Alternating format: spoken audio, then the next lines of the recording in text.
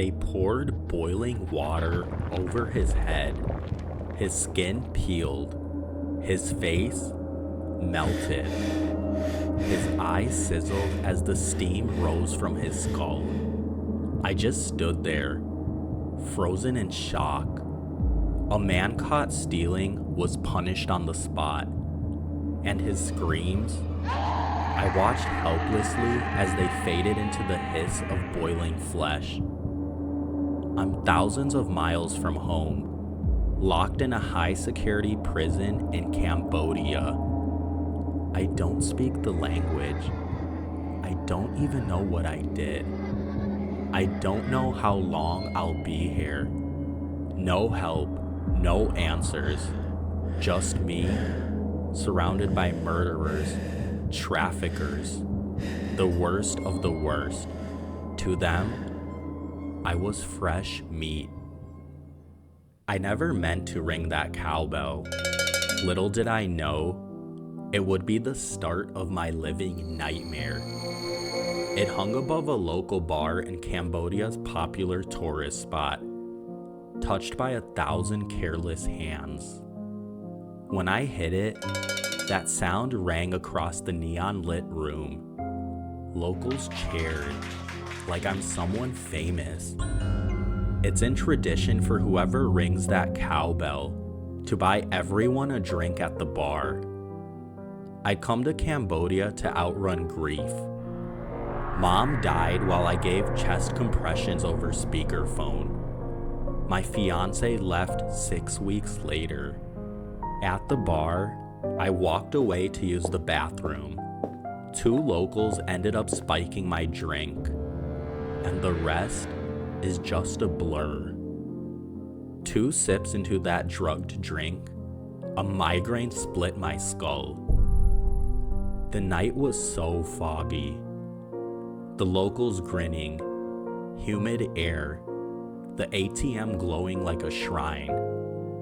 Cameras later showed me stumbling, raising my hand as my head hit the glass. I remember nothing after the crack. Little did I know, that was the start of it all. Just waking up in my hotel bed, drenched in sweat, and a headache that buzzed like radiation. I paid the bar tab, ignored the cracked ATM, and spent 10 more days riding boats and exploring amazing temples, just trying my best to grieve my recent losses. When my vacation ended, I headed back home, packed up all my belongings, and headed to the airport. I really enjoyed my time here. This country is beautiful and has many great things to offer. As I was about to board the plane, immigration stopped me. Black flag, the officer said. They took my photo in front of a poster showing drug smugglers. I did not understand a word they were saying. Panic started to kick in. They didn't let me board the plane. I tried my very best to communicate with them. No luck. 6 hours later, soldiers threw me into a jeep headed for Cambodia's top prison. This was when the nightmare began. I was being held at a local police station before my departure to prison. The police cage was a concrete shoebox, a hole for a toilet, a single loaf of bread, my food, and my pillow. I begged to call my embassy. No internet, a guard shrugged. I pleaded for a translator. No one was able to help. I was trapped in a foreign land and had no idea what was going on. I still did not know what crime I had committed or if I did anything wrong at all. 3 days later, barefoot, dirty, and shaking, I arrived to prison. The gates coughed up stink of sewage, rice, and sweat that burned my tongue. They stripped me, powdered me down, and handed me thin orange rags. no shoes. Watchtowers lined with broken glass stared down as I joined a line of new inmates. I'll never forget the horrific stares as I passed them. They knew I had no idea what was going on, and they were planning to take advantage of this. The holding cells were metal cages. Cells only meant for 15 people max. 50 men jammed into each one. The heat was unbearable. It clawed at all of us. Sweating all day and night, waking up in sweat, going to sleep in sweat. It was horrible. One broken fan was just the only thing we had. I curled up near a slime-covered wall. Reality hit me hard in the face on my second night there. A boy, maybe 16, was dragged into a squat toilet pit by 2 men. The poor kid screamed, pleaded, begged for mercy. Nothing. No guard came. The boy was brutally assaulted for 2 hours straight. I wanted to help. I wanted to speak up, but I knew I would end up dead or brutally hurt if I interfered. At the end of this assault, all I heard was crying coming from the squat toilet. The crying didn't stop and lasted all night. The room captain, he didn't say a word, just counted the money they handed him. This all just felt like a bad dream. A bad dream I wouldn't escape for months. Days later, they moved me to K3. It was a huge metal cage meant for 60 inmates. This place was crammed with 400. Everyone was literally sitting on metal benches, shoulder to shoulder. If you wanted your back against the wall, it would cost $40 a month. I paid. Mom's small inheritance still had some life left in it. Sweat never stopped. Infections were rapid over here. All kinds of disease lingered the place due to poor hygiene. Rashes started taking over my whole body. A moment that left my life shattered was during a group shower. During the shower, 5 men rushed at me. 2 grabbed my arms. 2 grabbed my legs. They started hitting and beating me until I submitted. These 5 men took turns on my helpless body and assaulted me until they were satisfied. I just stared at the corner in the wall and left my body behind. During the assault, I stayed quiet. I didn't want them to have the pleasure of hearing me scream and plead for help. That was something they couldn't get from me. When it was done, I laid in the dirty water for hours, sobbing quietly, feeling dirty, useless, helpless. They laughed as they walked away.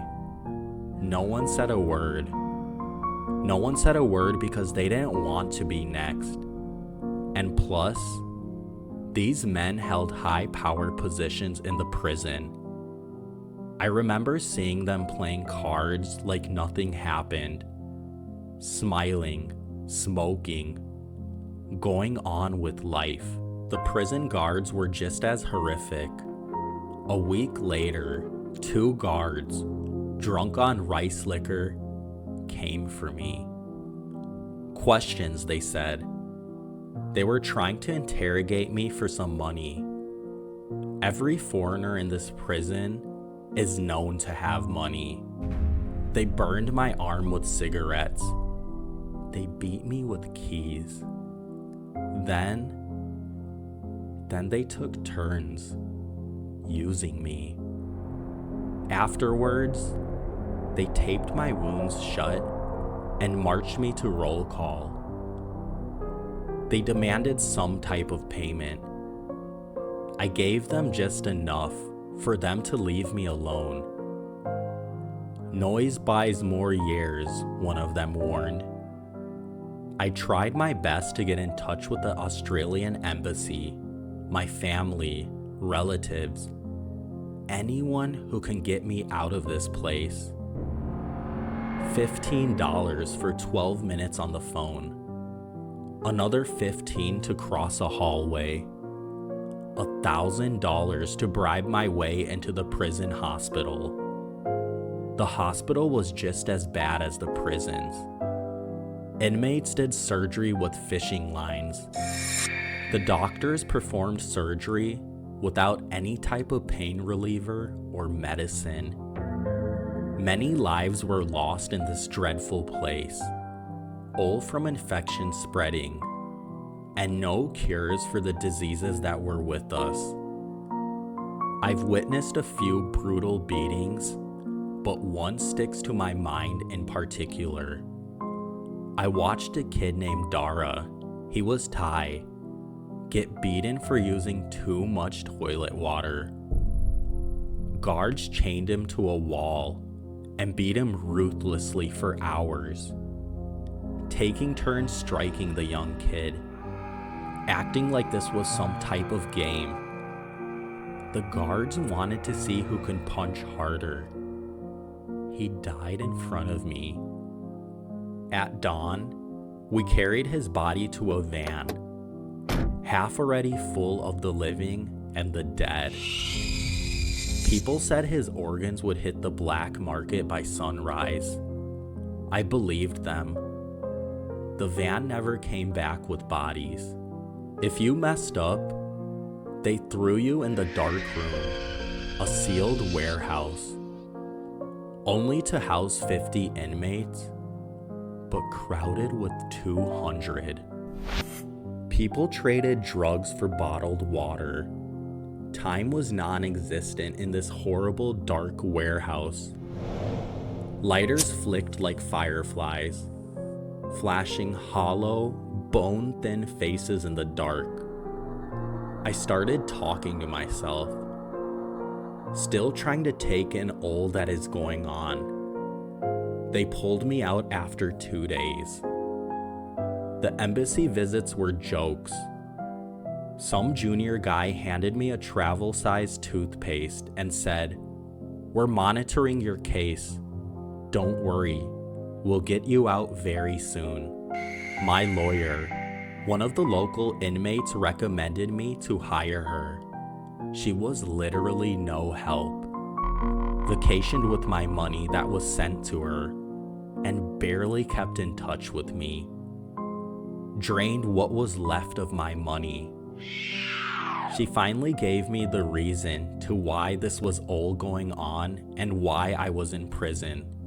Apparently, the ATM that I accidentally cracked was the reason for my jail time.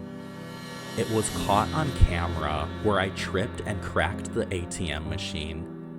This made absolutely no sense to me. I could have easily paid money to fix the ATM. My mom's money was gone. My lawyer's fees, $120,000. It all made sense to me. This place was just used to extract foreigners and anyone who had money. 9 months stuck in this living nightmare. I was finally set free, but without a final beating. When the papers came, they posed me for final photos. Guards ruthlessly beat me and threatened to not release me if I said a word. One final blow was when I was entering the van to go to the airport. They slammed the van door on my finger. Finger snapped and was broken. They beat my back with the cane until the blood soaked through my shirt. As we finally started reaching the airport, my nerves were going crazy. At the airport, they took off the chains before the jet bridge. I sat in the lobby, barefoot, exhausted, bruised and bloodstained. Everyone stared. I haven't showered for a couple of days. Very smelly, dirty, sleep deprived, half dead. I didn't even recognize myself staring in the mirror. When the wheels lifted off Cambodian soil, I was finally able to breathe. In Bangkok, I had a 20-hour layover. A clinic stitched me up. I paced nonstop. In Australia, customs said nothing, just stared at the skeleton in orange rags. One last flight home. I finally made it. I kissed the soil of the Gold Coast. I was finally home. My ex-fiance came to pick me up from the airport. She didn't even recognize me. I left at 180 pounds. Came back at just 100 pounds. Hospitals cleared the infections. Government workers tossed me around like spare change. All my money was gone and drained. I lived in my car for weeks. Every slammed door made me jump. And when I did sleep, the trauma would all come back. 4 a.m. music, chemical mist, cold concrete under my face, and footsteps circling just out of sight. Now I live in a motel the state calls temporary.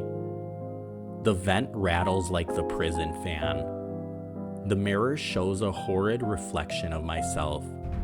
A man stuck between being dead and surviving. On my nightstand is that brass cowbell. I don't know if it's a souvenir or a warning. Sometimes I tap it with one finger, and I hear the chair of that bar. I remember the moment the story could have gone a different way. If you're chasing cheap sunsets, if you think foreign borders will bury your pain, know this. In some countries, life is measured in cash, and one wrong sound can trap you in forever. I came back home, but that prison still lives within me. I don't know how I survived those 9 months, but all I know is that I did it.